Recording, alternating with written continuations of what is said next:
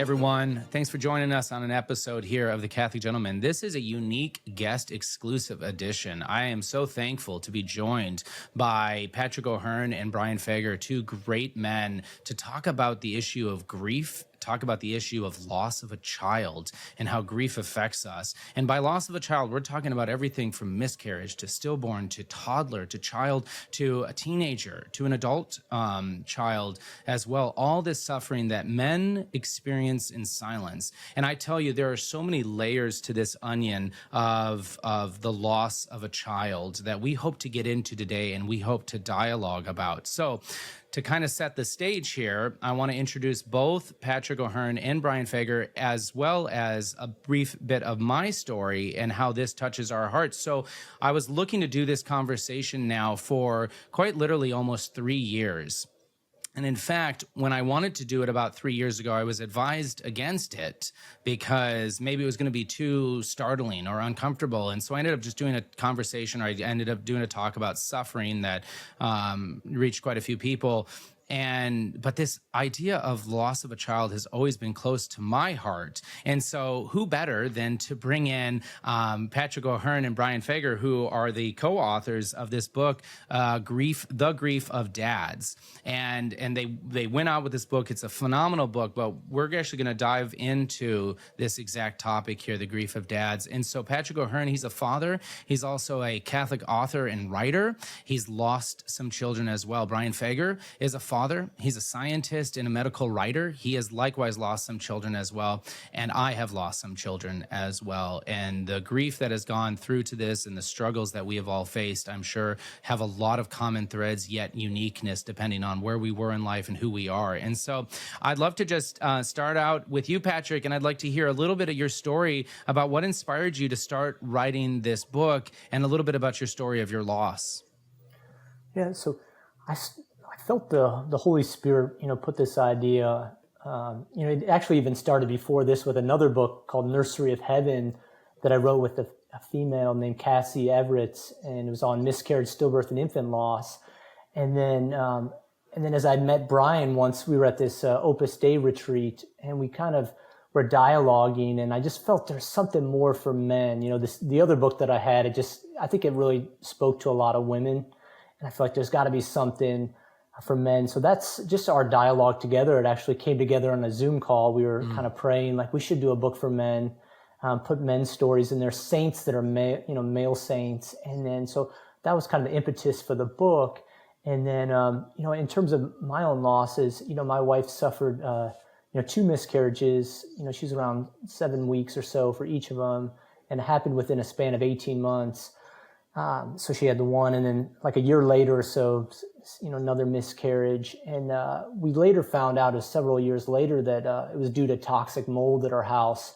It was the worst kind of toxic mold. So that made it even, that was kind of like even gut-wrenching, because I just to learn that. And then there's a period of about 6 years of infertility because of that, with the miscarriages and the mold. And but thanks be to God, we were able to, after we got out of our house, fixed it up, sold it, we were able to conceive another child 6 years later. So that's kind of a little bit about my story. Oh, Patrick, I really appreciate that. Yeah. That is, it's gut-wrenching, and I imagine there's more that we're going to go into about that. So Brian, why don't you tell us a little bit about your story and what got you inspired to be a part of this project? Yeah, I'll start with the project first. It was totally the Holy Spirit.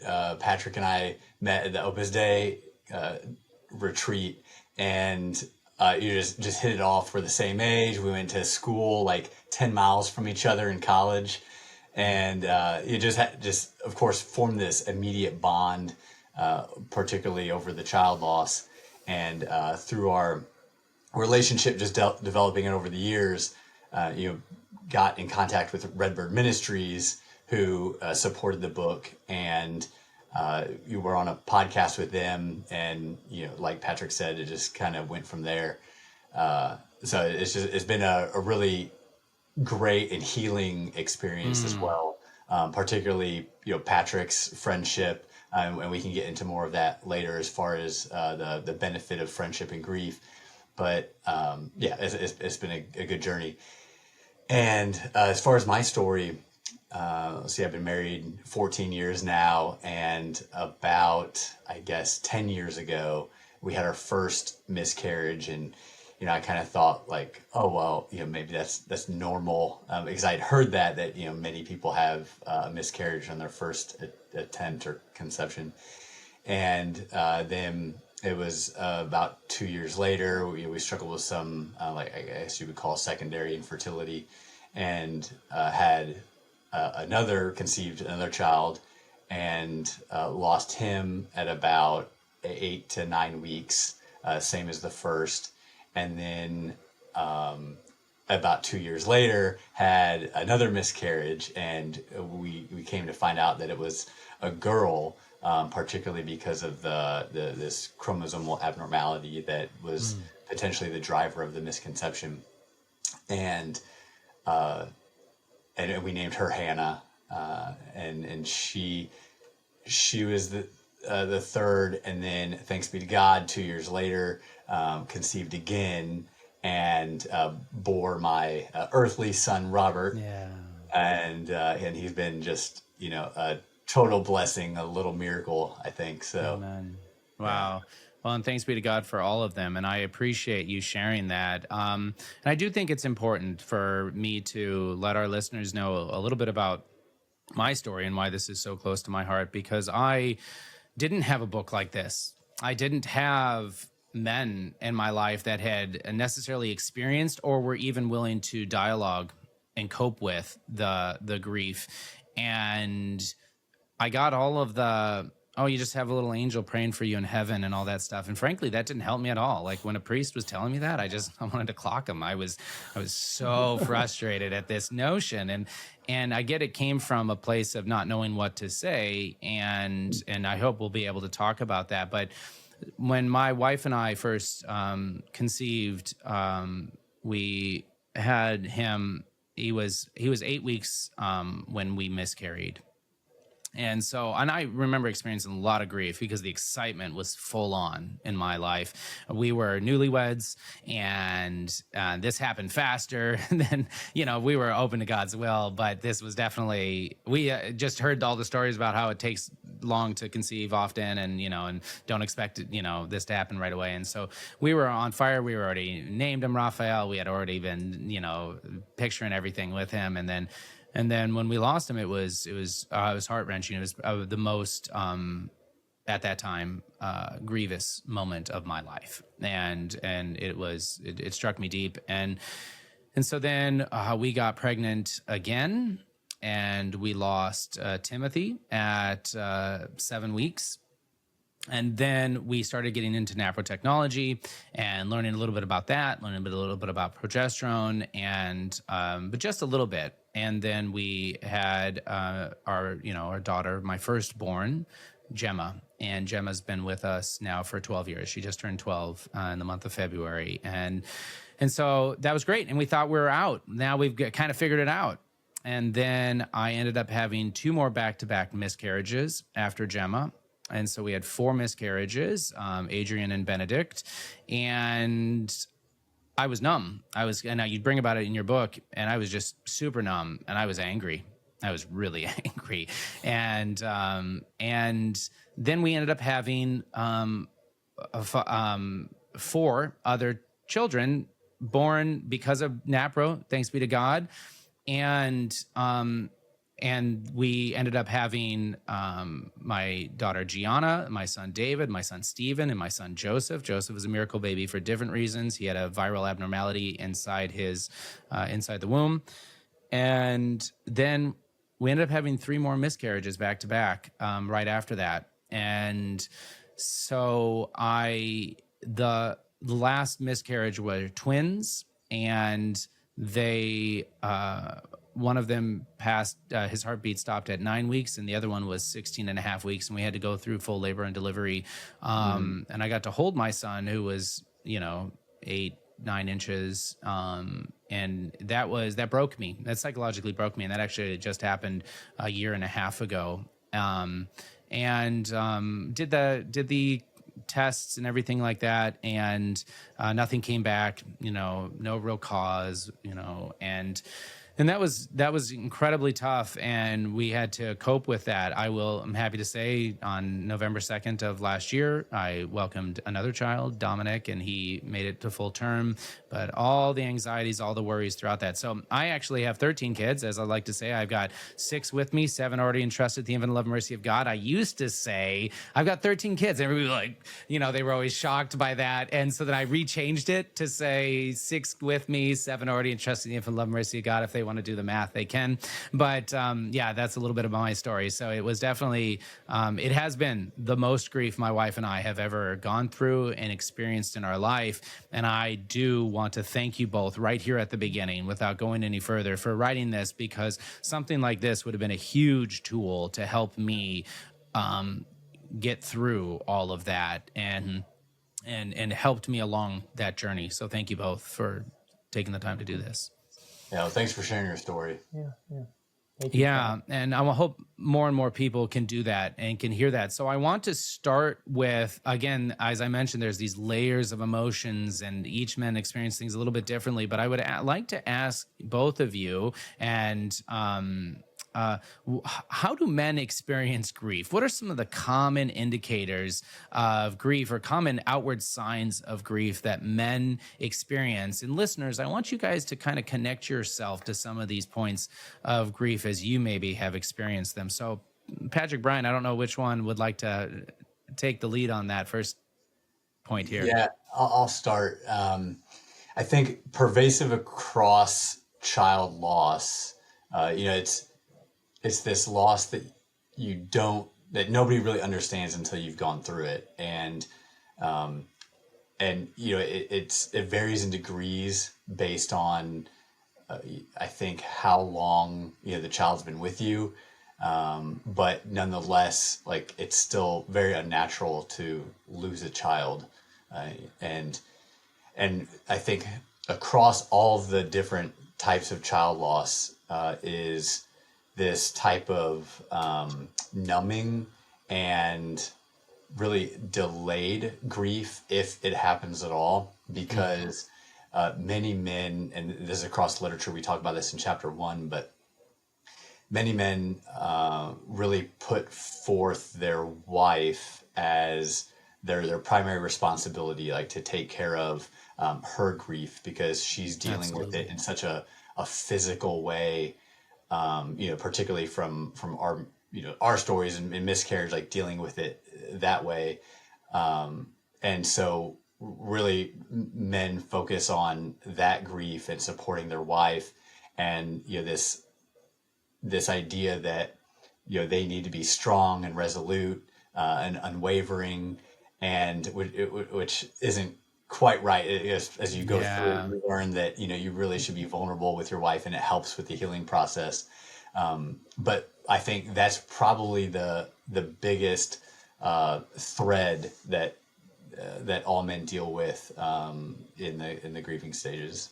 Yeah, without question. It was absolutely the point that I was most focused on. And I think out of our husband, our spousal love for our wives, that can be very natural, right? But at the same time, like you were saying, there's this feeling that men can't appear weak, because that would add some sort of burden onto our wife, and so we don't confide in her. I know that very much, and for me, it started to develop in a lot of anger, and a lot of not necessarily related to this issue, but this unresolved grief just kind of started bringing that up. And you mentioned something, Brian. You said grief, if it is experienced, and I don't want to jump in necessarily to unresolved grief, but is it that men will literally just compartmentalize that and not allow themselves to have that emotion? Is that a reality? Yes, definitely. I think there's the clinician Jonathan Sumter in our book. I think he may mention that, and also, if experientially and through the research literature, that does happen. Men compartmentalize it, and if they don't,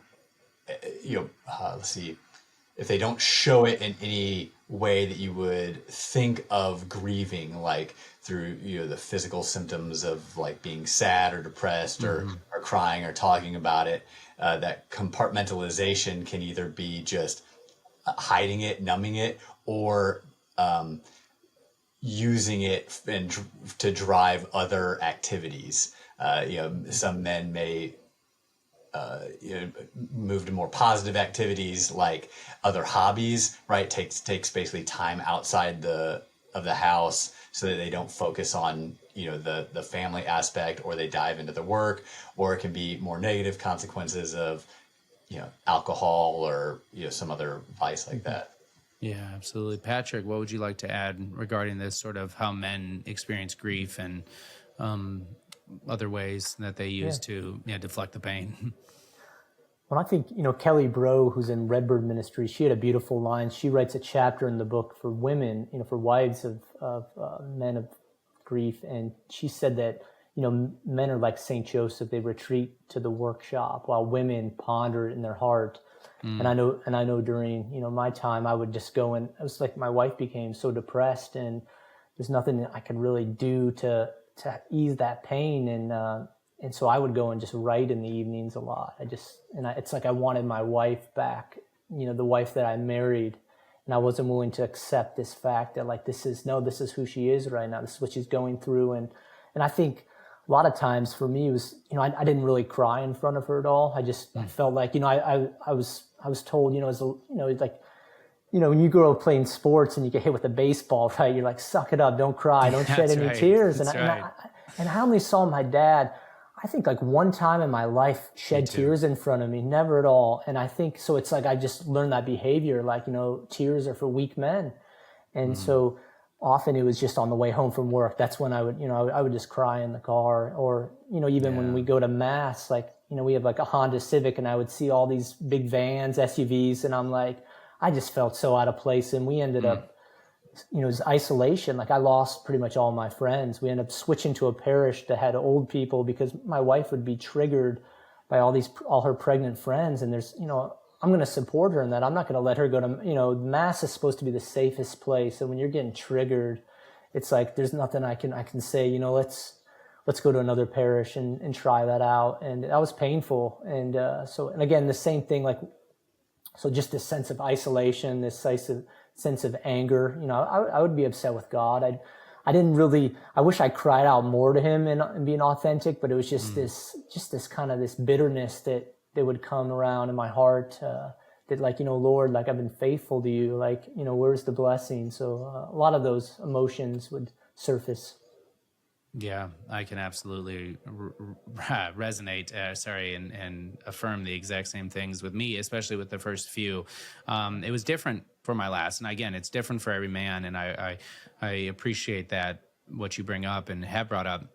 Because with my last child, I was dealing the last miscarried child, Christopher, who I had to hold and full. I mean, I could see every part of this child at 17 weeks when we had the full labor and delivery, and my wife had to go through that and everything. And I remember just crying to the point where I was now I have my other children who are now grieving in their own way and balancing that.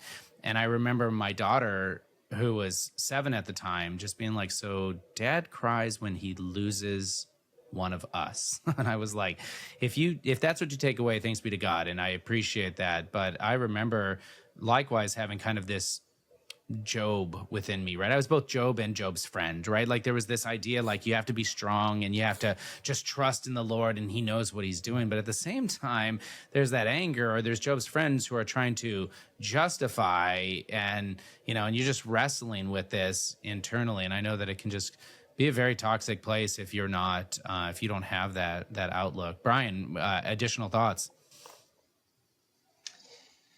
Every man's loss is unique, and I think we can get into a little bit more of the healing aspect, but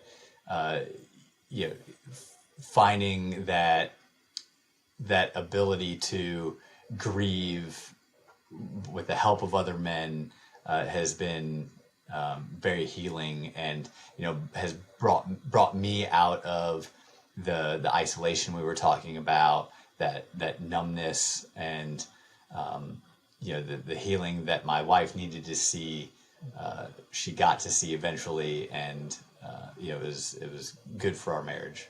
Yeah.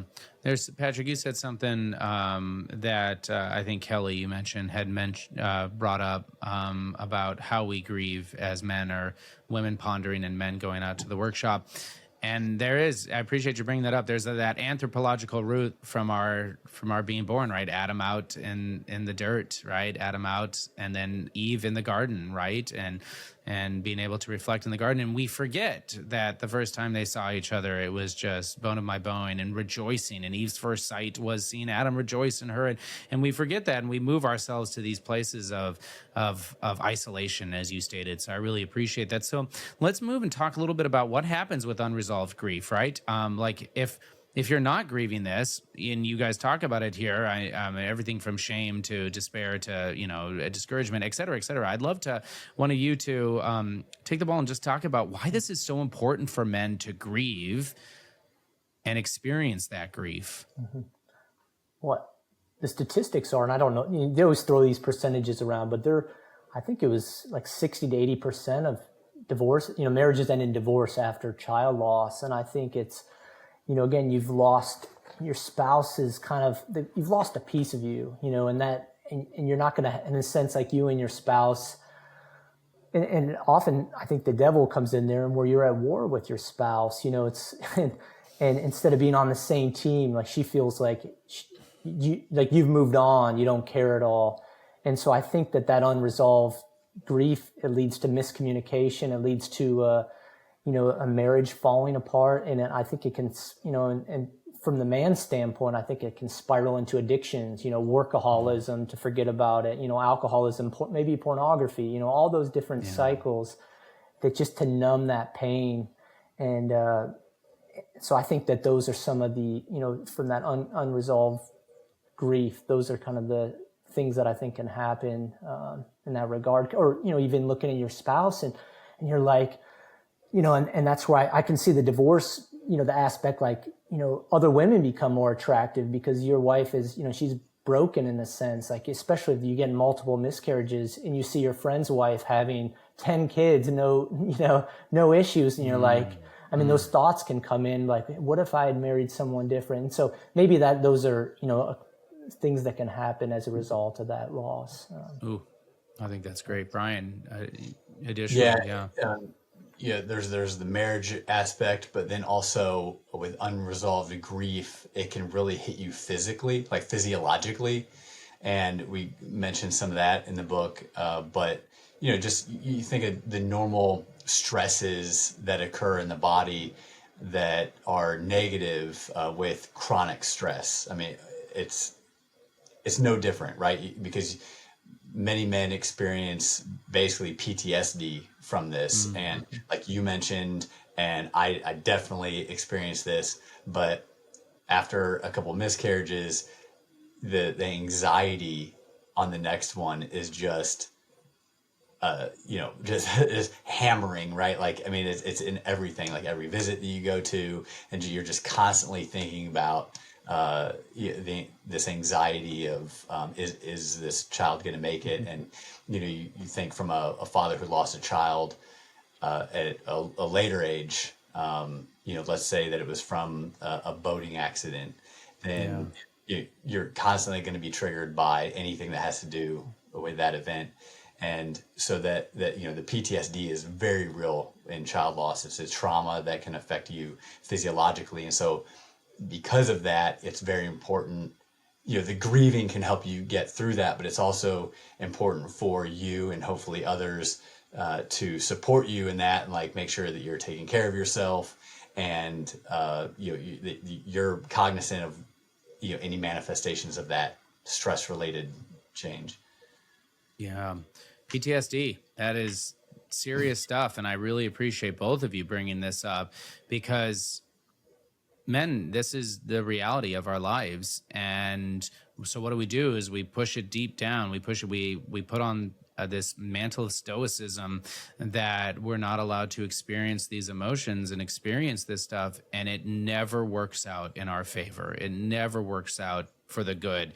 And I would say that, just to add to it, with this, kind of unresolved grief, is that if it allows to build up, if it allows to, which we all can be prone to it, in addition to, marriage loss and things like that, it can also be a total loss of faith. You can eventually, if you're a man of faith, and actually, Brian, something you were saying with this idea of anxiety for the next one, I remember having that anxiety both in, is this child going to make it, as well as, should I be telling people about this or not telling people about this? I don't want to burden them, right? As a man of faith, what am I supposed to be doing? I don't want to burden them with that worries or concerns. At the same time, is it a lack of faith that I'm not asking for, a torrent of prayers and graces to be poured forth to help this child? And then, and I'm going to throw this out here too, if that child's lost, like I've experienced, after asking 100 people to pray for it, it makes the grief, or it makes at least the discontent or anger towards God all the greater, right? And I know we haven't talked about that, but if that's left unchecked and that's left unresolved, then where do we find ourselves within our relationship with God, but one of anger and frustration? And Patrick, I think you speak about that a little bit in your book. I'd love for you to talk more about this sort of our relationship with God and how unresolved anger can be affected. In this whole dialogue, I mean, we're saying that it's good to grieve, because I think that's a symptom of the culture. When you lose a child, is to be a macho man, and like to move on. But no, I mean, you want to let those tears fall. You want your wife to see you cry. I mean, because it was a life, it was a human life. It was in your wife's womb. And so I think, and the same thing with God, is to be authentic with him. We have the story of King David in there, and it talks about him shaking, after one of his child dies, so Brian was mentioning that biological reaction that's there. And I think I look at the Psalms, and I was kind of just maybe an inspiration God gave me. I'm not a theologian, but, I always ponder, that Psalm 23, though I walk through the valley of darkness. I mean, there's a chance that Saint David, or King David, right? Maybe that inspiration came during the loss of one of his children, that he was going through that darkness. And I think just crying out those Psalms are so important for us as men, to be real with God. And, especially even before the Blessed Sacrament, I put that analogy, like basically rip our heart out and show it to God and say, God, like, take my heart, take my grieving heart and help me. So I think that's, and one of the things that really struck me the most was, as I was researching, we have stories of saints in the book, but with Saint Joseph, and one of the mystics said that when Jesus was lost in the temple, it said that Saint Joseph nearly lost his life. He refused to eat, and it was Mary that basically kept him alive. And it just shows you, we put these saints on the pedestal, but if Saint Joseph could almost lose his life, over losing Jesus for 3 days, I mean, we should take comfort in that fact that these saints, they struggled as well. Yeah, it's not a heroic virtue to push it deep down and pretend like it doesn't matter or exist there, or pretend like you are somehow in control.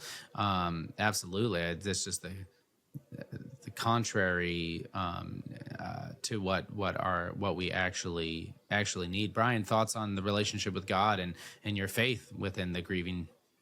Yeah, I think I remember being very angry. And there's other dads in the book that talk about that, being angry and, thinking like, oh, well, I've been, devoutly following you and praying and, trying to live by the church or doing things according to the church. Like, we went through NAPRO technology methods and, every sort of church approved method for conception and things. And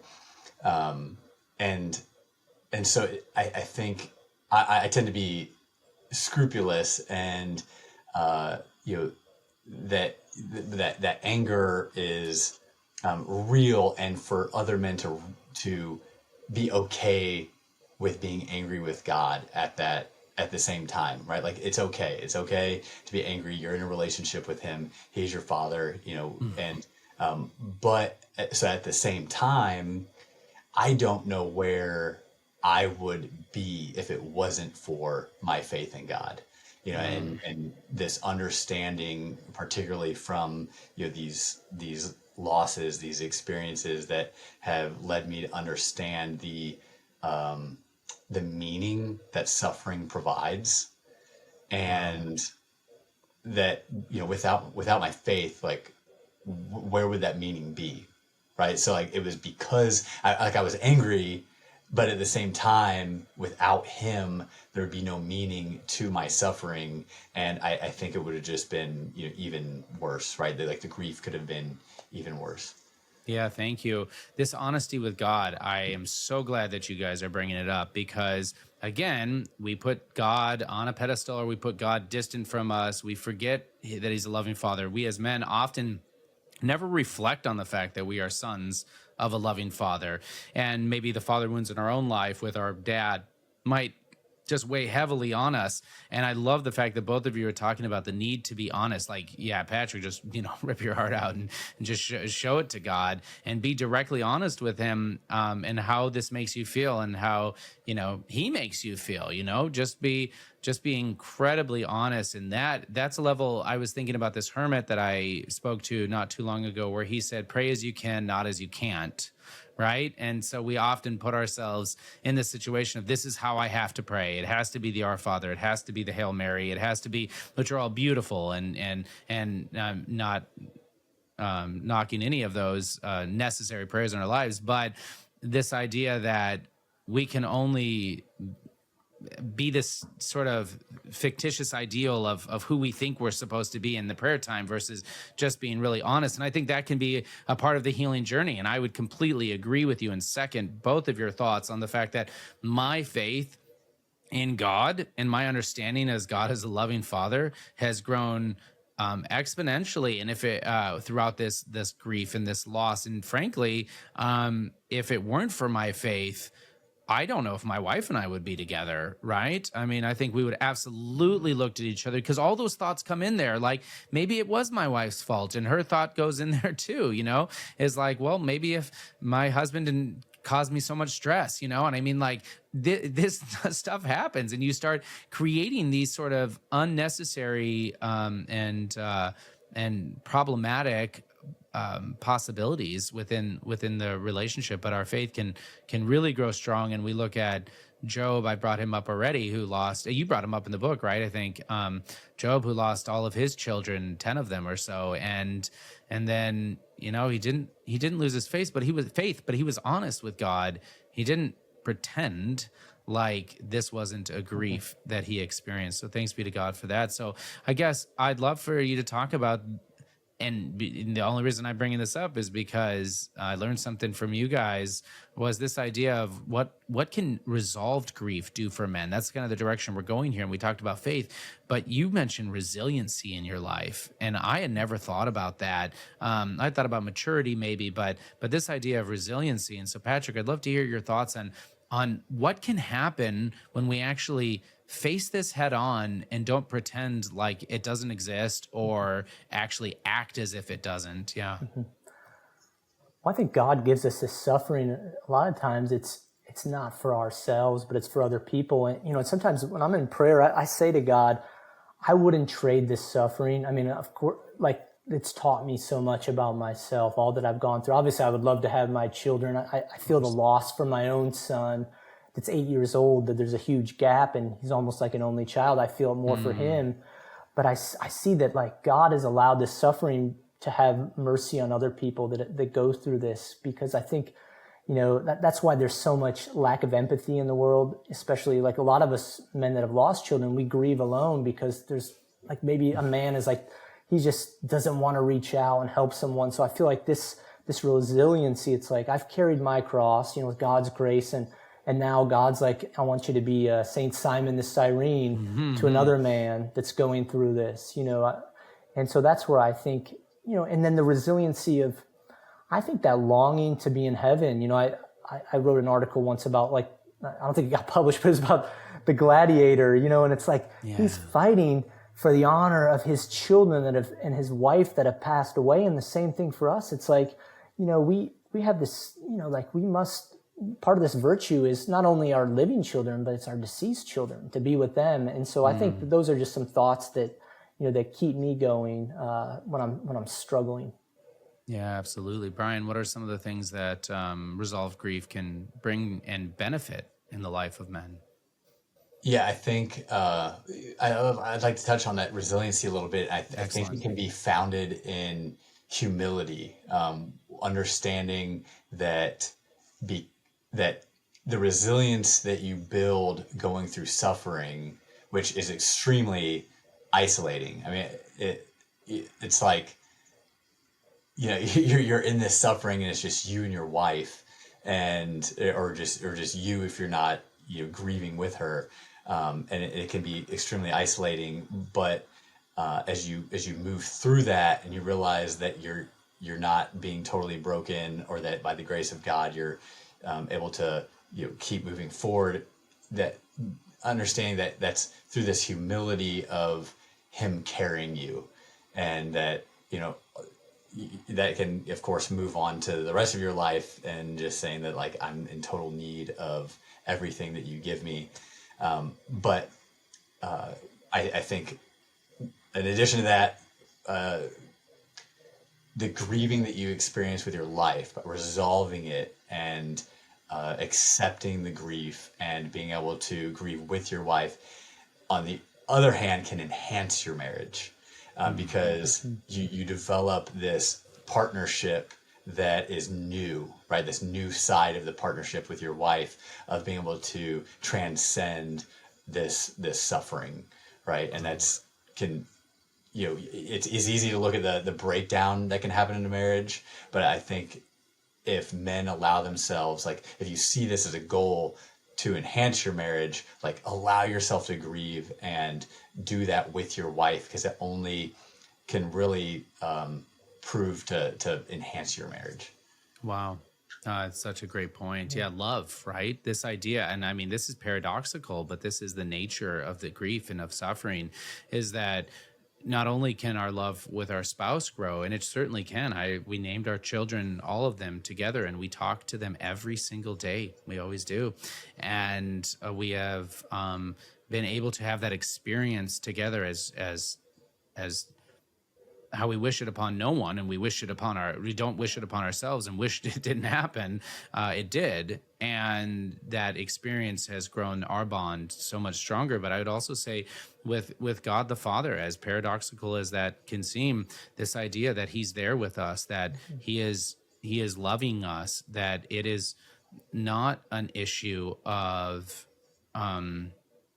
he did this to us on purpose, or this was his intent, to break us down. But really, our love can expand within that. I really appreciate both of you, and I appreciate you bringing that up, this idea of love.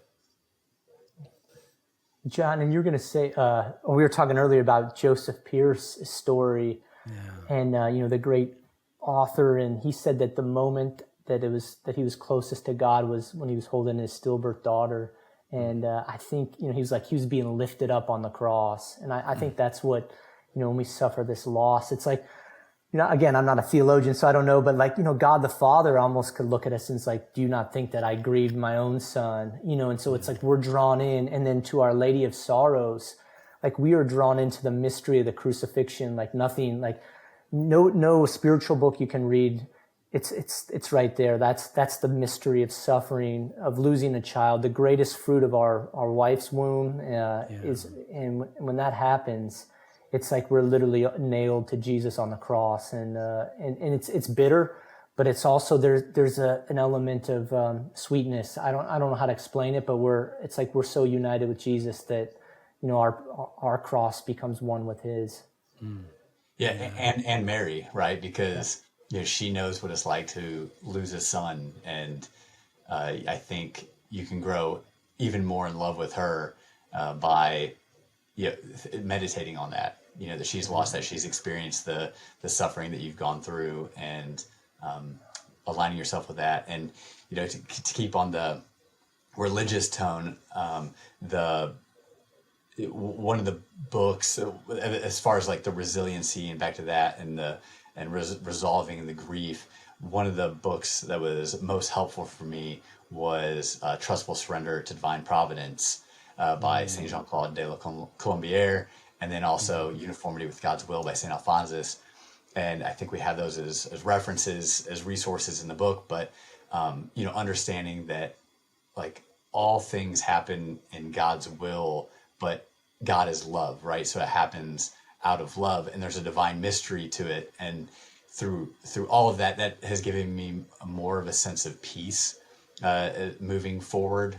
However, I say that, and I know there may be listeners that, as we talk about the Catholic aspect of it, and to tie that back into the rocking of faith that can happen, is that for the men who are suffering, to see that, right, to come through that suffering and be at peace with God's divine providence, keep fighting for it, right? Just don't let go, right? Stay afloat on the whatever tiny raft you're on of faith, and just keep churning. But we also recognize that some men who are really struggling there may need like real clinical help. And so, of course, keep praying and all of that, but you may really need some clinical help and to seek some therapy. And we provide some sources in the book for that to as like, a check on where you may be mentally as far as PTSD, anxiety, and depression, because, not only is it okay to grieve, but it's also okay to seek help in that grief. If that's clinical help, then get it.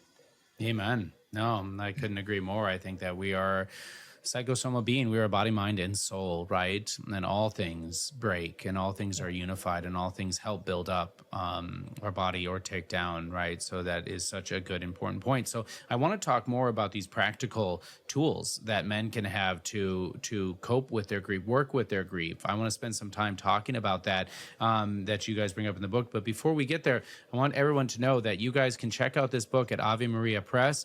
And for my listeners, AveMariaPress.com, you put in the coupon code support20 and you can get it 20% off. So I'm going to put that in the show notes. I didn't want to go any further without talking about that. We are about to talk about practical tools and guidance that you guys can use if you're struggling with it.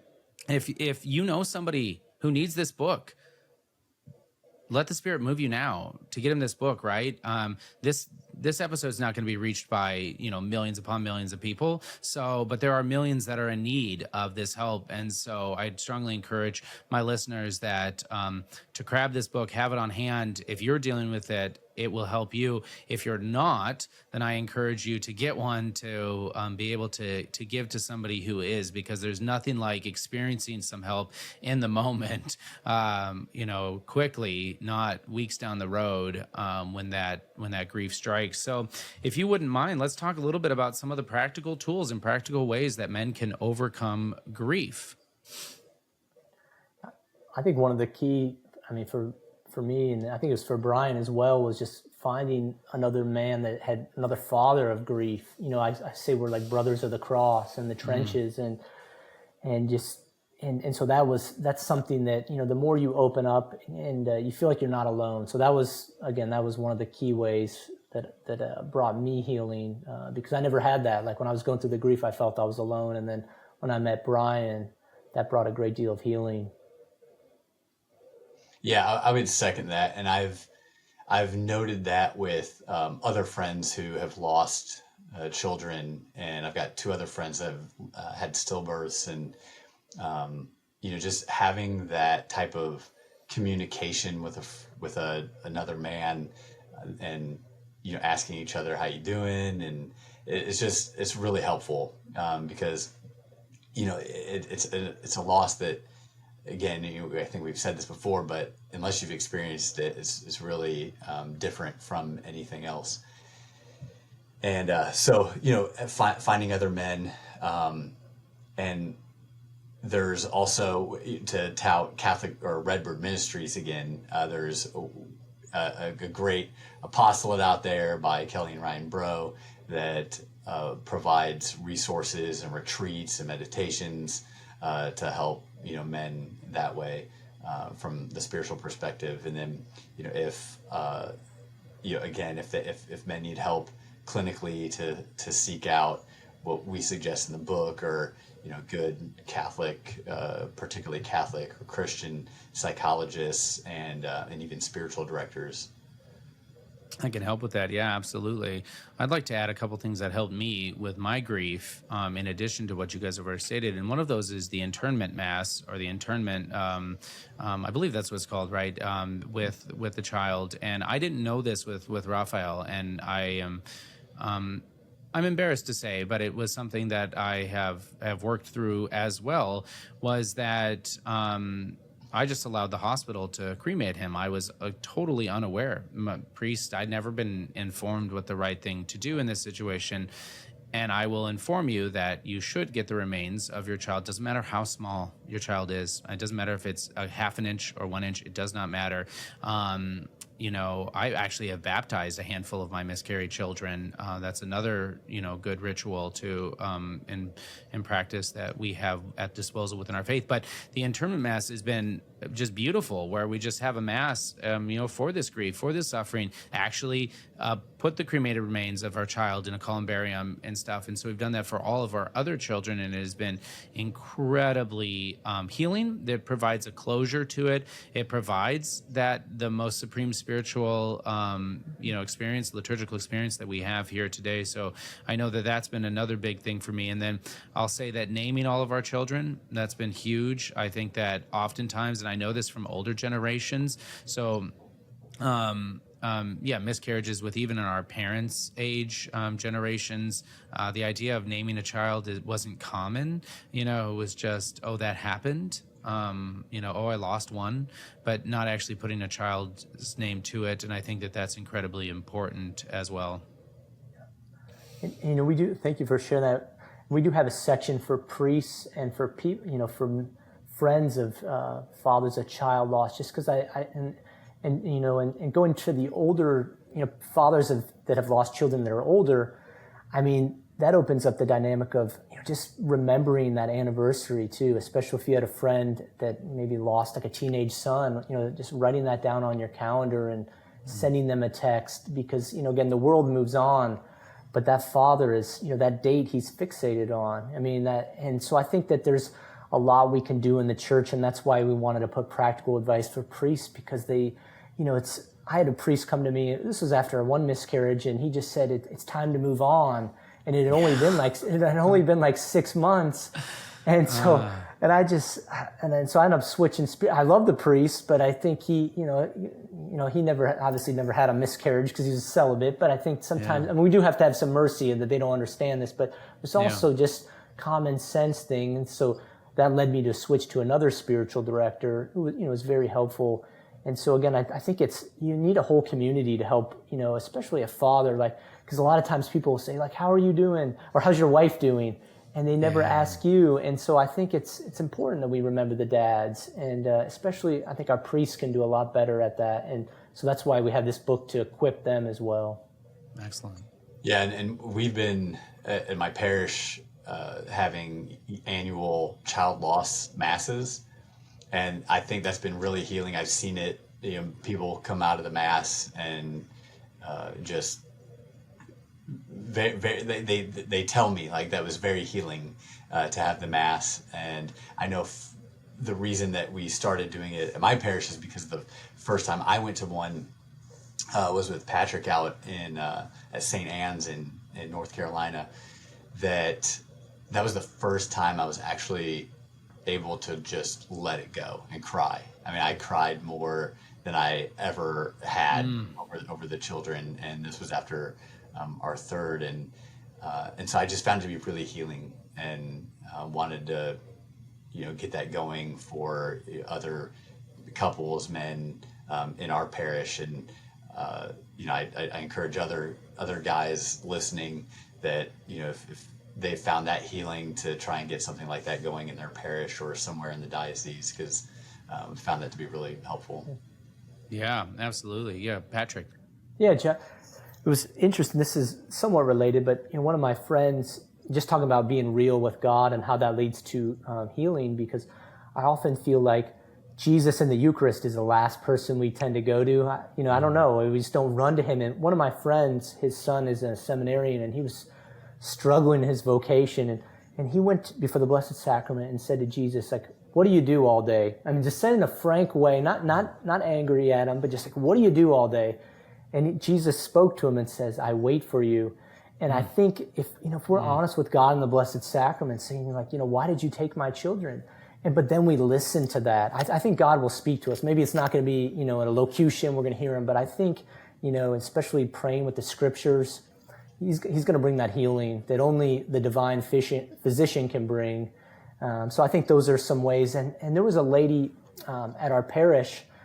She stopped going to Mass back in my old parish. And I would see her husband there all the time. And it was because she lost her adult daughter. And so, I mean, that can happen. And this is the greatest test of our faith. But if we don't, call upon God and we don't have these tools in place, we will lose our faith because, God is the rock of our foundation. And so I think just we need his grace and we need the support. We need all the support we can get from parish priests to friends to help us get through this. Yeah, absolutely. I'm hearing that too. This little battle cry to all of us, all men, to help others and be there in that support. And I've got stories of my own about, some people just don't know. Well, here, I mean, again, we're going back to it. If you don't know how to help, this is a way that you can help, right? In addition to the prayers and in addition to being just a listening ear, that can go a long way. So I'd love, Brian, you got extra thoughts? Yeah, just on that same tone, a lot of people don't know what to say, and especially when they haven't experienced it. But just "I'm sorry" is enough. Like I'm sorry that this happened. Right? Don't need to give advice or anything like that. Just "I'm sorry. I'm here for you if you need me," or something like that. So. Amen. Just wanted to throw that out there because I know that we've all experienced, well-intentioned, but not helpful comments. Yeah, absolutely. And so any other bits of the book that you would like to share with our listeners that are included within it? I think too, just the fact that if you're struggling, I mean, it shows how much you love your child. If you're not showing any emotion, not crying.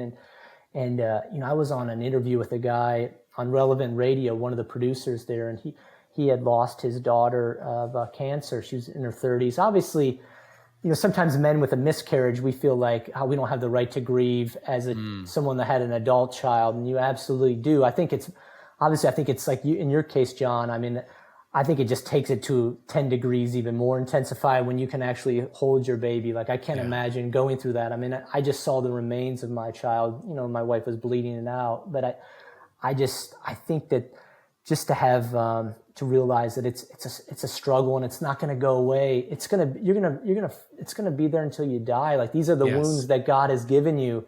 And you should never feel sorry if, this grief, it'll come back. I mean, it's going to come back. But the thing is, maybe with God's help and this healing, that you can see it with his eyes and see it with grace and have serenity, maybe surrender down the road, but to realize that you're not a weak man if this is bothering you for the rest of your, if anything, you're a strong man, and just coping with it in ways that are in line with God's grace, rather than addiction and the other things that can happen.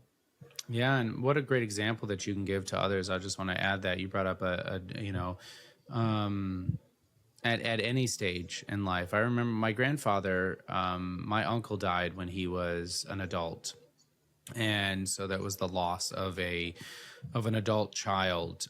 He actually broke his neck, and it was the fluke swimming accident. And my grandfather had the strongest faith of any man I had ever known in my life. And I always bring him up as an example of kind of a man I want to be. And so, lots of grace can flow from us through this suffering, regardless of when it occurs in your life. So I appreciate that. Well, Brian, I'd love to hear any final thoughts that you have for men who are suffering or dealing with this. Yeah, I think one of the biggest reasons that I wanted to be a part of the book was to let men know that they're not alone. And because I felt so alone, and we've all talked about the isolation, and we get figures in the book of like how many men are actually, or how many children are being lost. And so you're not alone, and you open up, find that community, because the grieving is good. And we just pray for all that. Pray that for all of you. Amen. Patrick, any final thoughts? No, I just say let God use your suffering for a greater purpose, and to always, to keep that hope, in the season of Lent, the resurrection, like this life it's brief, and that we know what's on, our faith tells us what's on the other side, and so just to keep that hope, keep praying, and know that God, how much God loves you in this cross that He's given you. He's chosen all of us to share in this cross of His Son, and may we have the grace to embrace it. Amen. Well, thank you both so very much for responding to the inspiration to write this book. Listeners, head over to avemariapress.com, put in the coupon code support20. I'll put it in the show notes, but that'll give you 20% off. I strongly encourage you to get this. And thank you both for joining me on this conversation today. Yeah, great. Thanks. Yeah. Thanks a lot. Yeah. Thanks for sharing your story with us. Yeah, Thank absolutely. You, it's been a blessing. Thank you both. So as we end each of our episode, remember, be a man, be a saint.